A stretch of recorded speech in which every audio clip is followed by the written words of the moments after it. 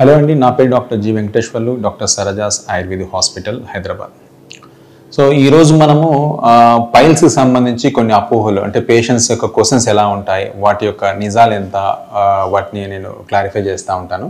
ఎందుకంటే మా దగ్గరికి చాలామంది పేషెంట్స్ వస్తూ ఉంటారు, వాళ్ళు చాలా రకాల క్వశ్చన్స్ అడుగుతూ ఉంటారు అనమాట. సో ట్రీట్మెంట్ ఎలా ఉంటుంది, అసలు పైల్స్ ఎలా ఉంటాయి, పైల్స్ని ట్రీట్ చేయకపోతే ఏమవుతాయి, సో పైల్స్లో మనకి అలానే ఉన్నట్టయితే ఏమేమి కాంప్లికేషన్స్ వస్తాయి ఏంటి అనేది చాలా వరకు వాళ్ళు చెప్పే చాలా సమస్యలు మనకు కనిపిస్తూ ఉంటాయి. మనకు అసలు పైల్స్ అనేవి ఎలా ఉంటాయి, ముందు అసలు పేషెంట్ ఏంటంటే పైల్స్ అనేవి ఎలా ఉంటాయని అడుగుతూ ఉంటాడు.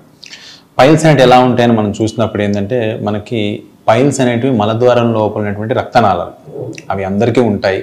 అంతేగాని ఈ నాకున్నాయి నీకు లేవు అట్లా చెప్పడానికి ఏం లేదు, అందరికీ కూడా రక్తనాళాలు ఉంటాయి. వాటి మీద కంటిన్యూస్గా ప్రెషర్ ఏర్పడడం వల్ల అవి కిందికి సాగడం జరుగుతుంది అనమాట. సో వీటిలో రెండు రకాలు ఉంటాయి, internal piles, external piles. Internal piles ఎప్పుడైనా సరే లోపల నుంచి బయటికి రావడం జరుగుతుంది అనమాట. ఇవి మెత్తగా పైన పింకిష్ కలర్గా ఉండడం జరుగుతుంది అనమాట. వీటి నుంచి చాలా శాతం, ఎక్కువ శాతం రక్తం అనేది పోవడం జరుగుతూ ఉంటుంది. వీటిని ఇంటర్నల్ పైల్స్ అంటారు. ఎక్స్టర్నల్ పైల్స్ చూసినట్లయితే మనకు బయటనే చేతికి తగులుతూ ఉంటాయి, స్కిన్ ట్యాగ్స్ లాగా ఉంటాయి. మనం చూసినప్పుడు చేతికి ముద్దలాగా తగులుతూ ఉంటాయి అన్నమాట. ఇవి లోపలికి పోవడం బయటికి రావడం అనేది జరగవు, ఇవి బయటనే ఉంటాయి. వీటిని ఎక్స్టర్నల్ పైల్స్ అని అంటూ ఉంటారు.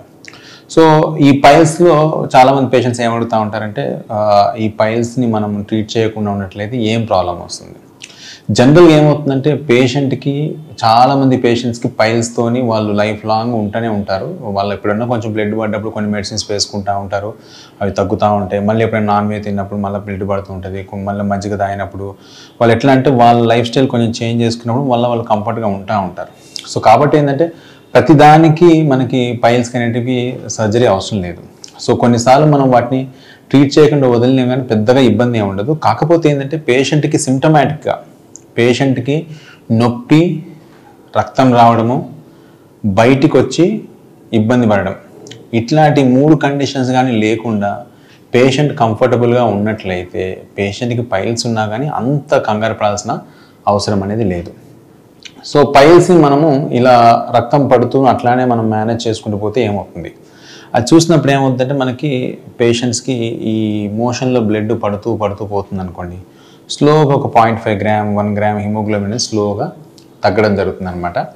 ఇలా రక్తహీనత అనేది కలిగినప్పుడు ఆటోమేటిక్గా పేషెంట్ నడిచినా కానీ ఆయాసంగా రావడం, బాగా వీక్నెస్ అనిపించడం, పొద్దున్నే లేవగానే ముఖం తొబ్బిపోయినట్టు అనిపించడం, కొంచెం పని చేయగానే అలసిపోవడం అనేది కూడా మనకి హిమోగ్లోబిన్ తగ్గిపోవడం వల్ల జరుగుతూ ఉంటుంది. కాబట్టి ఈ పైల్స్ అనేటివి మనకి ఈ 3 సిమ్టమ్స్గా ఉన్నట్లయితే డెఫినెట్గా చేసుకోవాల్సి వస్తుంది. పైల్స్ అనేటివి దానంతట అవే పోతాయా, కంపల్సరీగా సర్జరీ చేసుకోవాలన్నా అనేది మనం చూసినప్పుడు జనరల్గా ఏంటంటే పైల్స్ అనేటివి అందరికీ ఉంటాయి. సో వాటిని మనం ఎప్పుడైతే ఇందాక చెప్పినటువంటి 3 సిమ్టమ్స్ ఉన్నట్లయితేనే మనము ఈ సర్జరీస్కి అనేటివి ఎక్కువగా వెళ్ళాల్సి వస్తుంది. అంతేగాని పేషెంట్కి సిమ్టమ్స్ లేకుండా ఏదో ఎగ్జామినేషన్కి వెళ్ళాడు, పైల్స్ ఉన్నాయి కదా నాకు పైల్స్ ఉన్నాయి కానీ సర్జరీకి వెళ్ళాల్సిన అవసరం లేదు.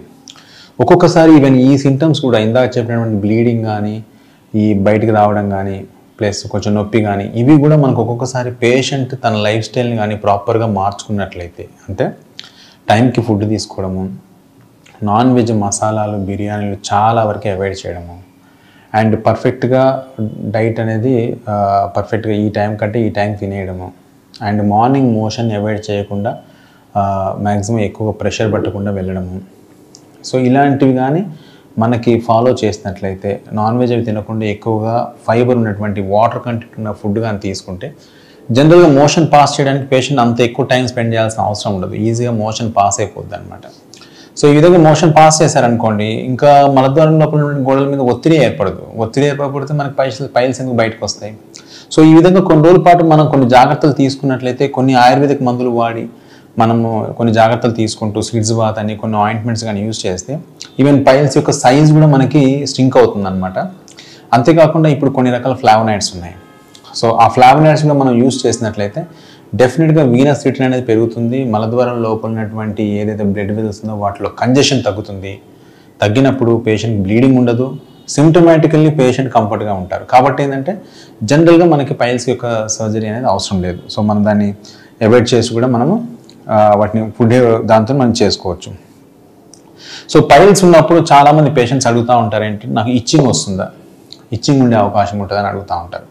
డెఫినెట్గా, ఎందుకంటే పేషెంట్కి ఎప్పుడైతే మలద్వారం లోపల గోడల మీద కంజెషన్ అంటే వాపు అనేది ఉంటుందో దాని నుంచి ఒకలాంటి ఎక్సుడేట్ అంటే ఒకలాంటి డిశ్చార్జ్ అనేది రావడం జరుగుతుంది అనమాట. ఆ డిశ్చార్జ్ అనేది కొంచెం సిక్రిటరీగా వైట్గా ఉంటుంది. ఆ డిశ్చార్జ్ చుట్టూ మోషన్ వచ్చి చుట్టూ అంతా అంటుకున్నది అనుకోండి, ఆటోమేటిక్గా మనకి ఇచ్చింగ్ సెన్సేషన్ అనేది చాలా కామన్గా కనిపిస్తూ ఉంటుంది. సో కాబట్టి ఏంటంటే పైల్స్లో మనకి ఇచ్చింగ్ సెన్సేషన్ అనేది కూడా కామన్గా కనిపిస్తుంది. ఇంకొక కామన్గా క్వశ్చన్, నేను పైల్స్ని ట్రీట్ చేసుకోకపోతే క్యాన్సర్గా మారుతుందా? ఇది చాలా కామన్గా అడుగుతూ ఉంటారు పేషెంట్స్. సో జనరల్గా అట్లా క్యాన్సర్ అయ్యే అవకాశం ఆల్మోస్ట్ లైక్ ఓన్లీ 0.1% అనుకోవచ్చు.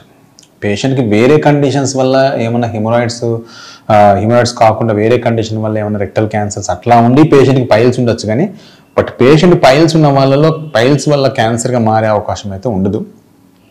వేరే పేషెంట్కి క్యాన్సర్ ఉండి లోపల రెక్టల్ క్యాన్సర్ ఉండి ఆ పేషెంట్ కూడా పైల్స్ ఉండే అవకాశం అనేది ఉంటుందన్నమాట. సో ఇవి మనకి సర్జరీ చేసుకున్న తర్వాత కూడా మళ్ళీ పైల్స్ వస్తాయా, ఇది కూడా చాలామంది అడుగుతూ ఉంటారు. కొన్నిసార్లు నేను సర్జరీ సజెస్ట్ చేసినప్పుడు నేను ఆపరేషన్ చేయించుకుంటున్నాను మళ్ళీ ఇబ్బంది వస్తుందండి, నేను చాలామంది డాక్టర్స్ చెప్పారు మళ్ళీ వస్తుందని.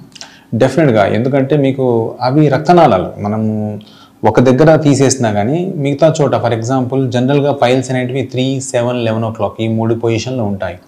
సో ఈ 3 పొజిషన్లో మనము తీసేసినా కానీ మిగతా పొజిషన్లో రక్తనాళాలు ఇప్పుడు కాకపోతే కొన్ని రోజులు కానీ డెవలప్ అవుతాయి.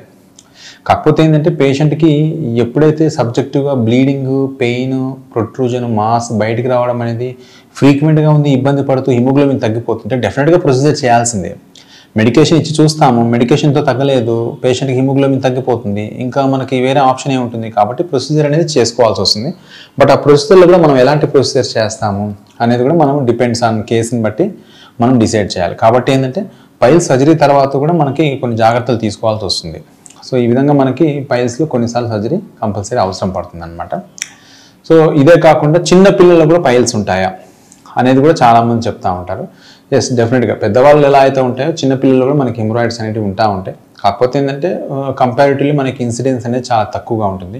జనరల్గా చిన్నపిల్లల్లో వీళ్ళు మోషన్కి వెళ్ళినప్పుడు బాగా పెయిన్ రావడం అని కొంచెం బ్లడ్ పడడం అని రాగానే తల్లిలు ఏం తీసుకొస్తారంటే మా పాపకి మోషన్ వెళ్ళేటప్పుడు చాలా బిగబట్టేస్తుందండి, అసలు మోషన్ వెళ్ళేటప్పుడు బాగా నొప్పి చెప్తుంది, ఏడుస్తుంది అని చెప్తా ఉంటారు. కానీ వాళ్ళని ఎగ్జామిన్ చేసినప్పుడు ఏంటంటే లోపల చిన్న కట్స్ ఉంటాయి అన్నమాట. ఎందుకంటే వాళ్ళకి లాక్టోజ్ ఇంటాలరెన్స్ ఉంటుంది, ఈ పాలు అనేటివి సరిగ్గా పడవు. సో దానివల్ల కూడా వీళ్ళకి మోషన్ బాగా గట్టిగా అయిపోయి కట్స్ అవుతుంటాయి, వాటిని ఫిషర్స్ అంటూ ఉంటారు.